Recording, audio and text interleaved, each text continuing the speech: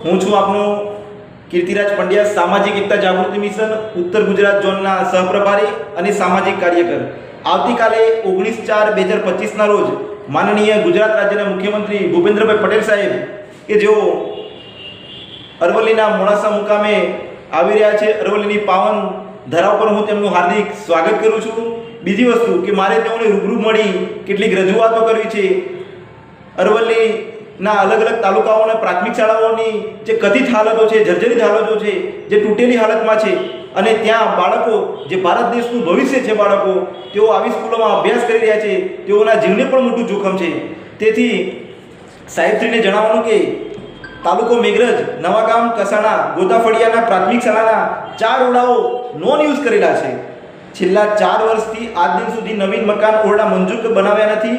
હાલ બાળકો ત્યાંથી સ્થળાંતર થઈ સ્વામિનારાયણ મંદિરમાં અભ્યાસ અર્થે જઈ રહ્યા છે। બીજી વસ્તુ, તાલુકો મેઘરજ, ગામ ગોરવાડા પ્રાથમિક શાળા નંબર 3 જે તૂટેલી હાલતમાં છે, જો ત્યાં બાળકો અભ્યાસ કરશે તો તેઓના જીવને મોટું જોખમ છે। સાહેબશ્રીને મારે એટલું જ જણાવવાનું કે નેતાઓ માટે જિલ્લાઓમાં અલગ અલગ એર કન્ડિશનર એસીવાળા બિલ્ડિંગો કમલમો બનાવવામાં આવી રહ્યા છે, જ્યારે ગુજરાતના બાળકો સાથે આવો અન્યાય કેમ? મારે તેઓ સળગતો પ્રશ્ન તેઓને પૂછવો છે।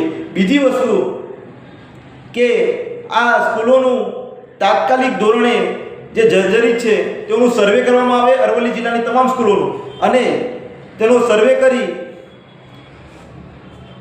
9 મકાનો જે સ્કૂલોના બાંધકામ માટે મંજૂરી આપવામાં આવે તેવી મારી સાહેબશ્રીને નમ્ર રજૂઆત છે। હું કાલે 19/4/2025ના રોજ સાહેબને રૂબરૂ મળી અને આ બાબતે ચર્ચા કરવા માંગુ છું।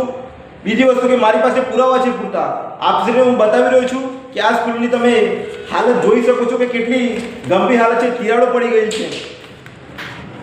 આપ જોઈ શકો છો કે આ સ્કૂલોની હાલત કેટલી ગંભીર અને તિરાડો પડી શકી છે, જે માન્ય મુખ્યમંત્રી સાહેબને હું 19/4/2025ના રોજ રૂબરૂ મળી અને રજૂઆત કરવા માંગુ છું।